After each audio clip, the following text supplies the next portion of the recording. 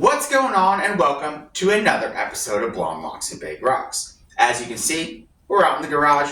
We got the Jeep here. We're getting ready to get started on a new fabrication project and thought we'd take you along for the ride. Probably going to start at my garage, do some prep work, and then eventually we'll wind up at my buddy's house and we're going to kind of finish it up over there. But let me bring you in, kind of show you what we got going on.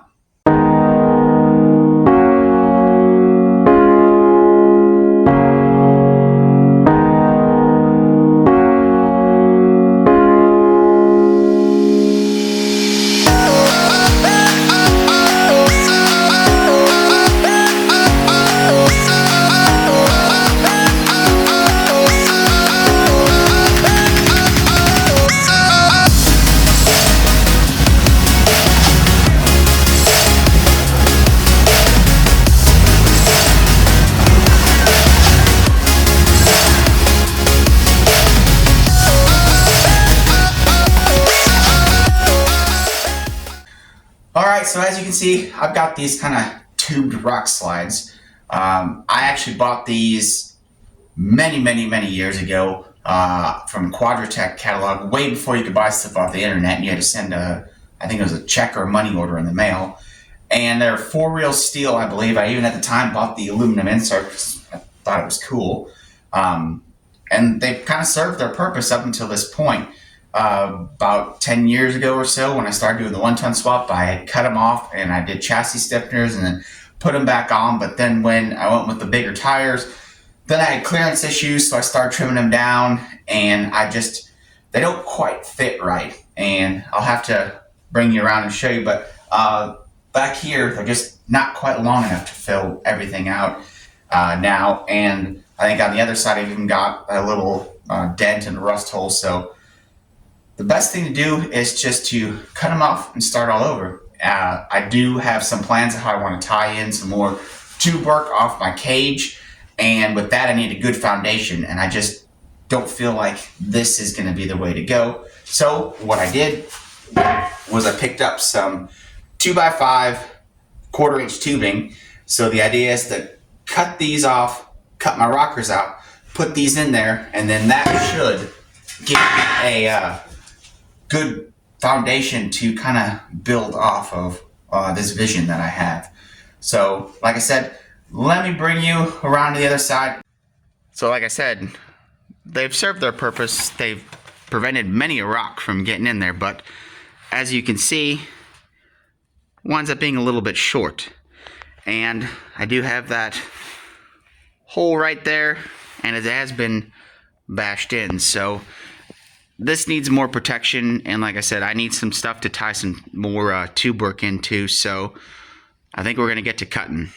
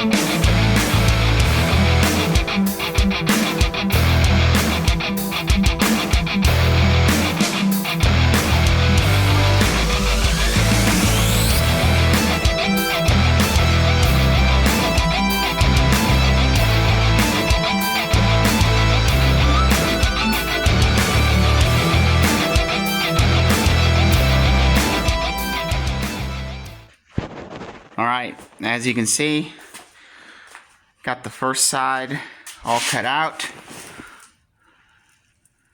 So now we can kind of see what kind of room we're working with. So I've got to do the exact opposite on the other side, but since you've already seen me do it on this side, I won't bore you with that.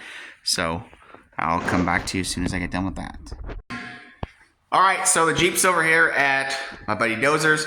As you can see, went ahead and we primed it. So now we're going to start trying to fit that tube inside there. and we'll see how this goes.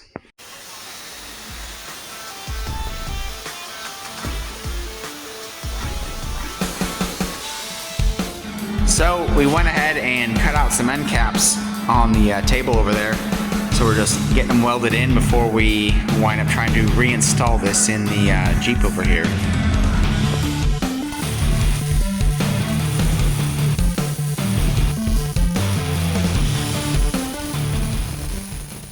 So looks like we got this set about where we want it. Now it's time to tack the top side in so that we can fold the lip over on the bottom.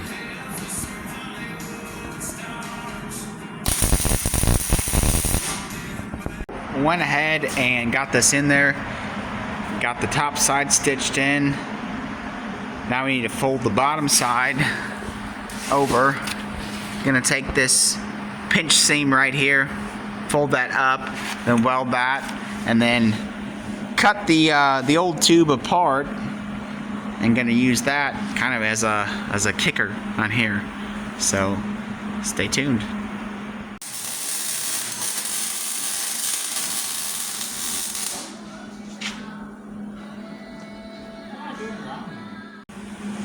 Got the tubing welded in there, and like I said, took the rock slide, cut it apart, kind of made that in a tree kicker. So this is kind of what it's going to look like, and I am definitely digging this.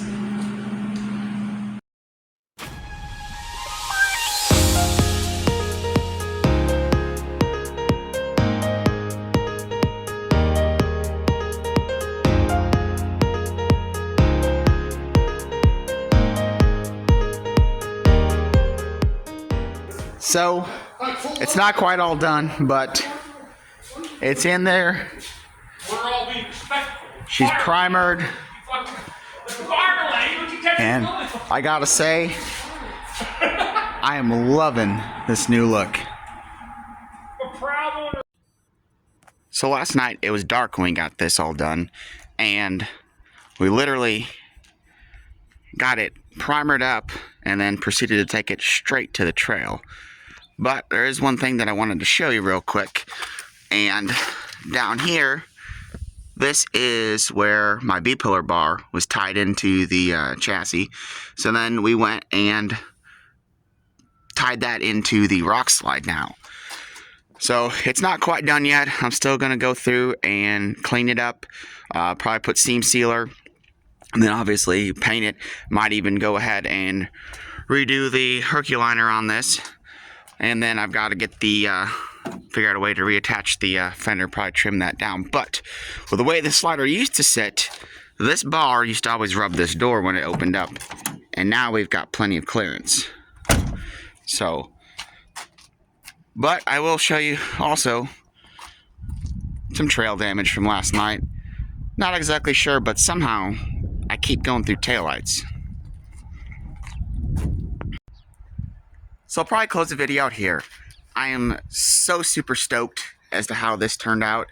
It is absolutely amazing when you can take your vision and make it become reality.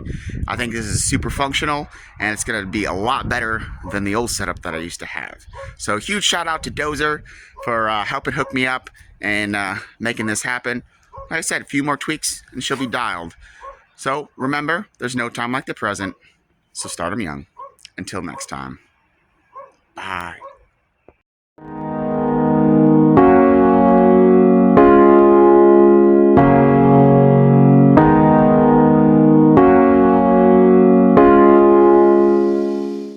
So on a side note, if anyone has any good suggestions for how to stop taking taillights out, maybe some good aftermarket ones that you like, be sure to leave a note in the comments with a link, and I can check it out.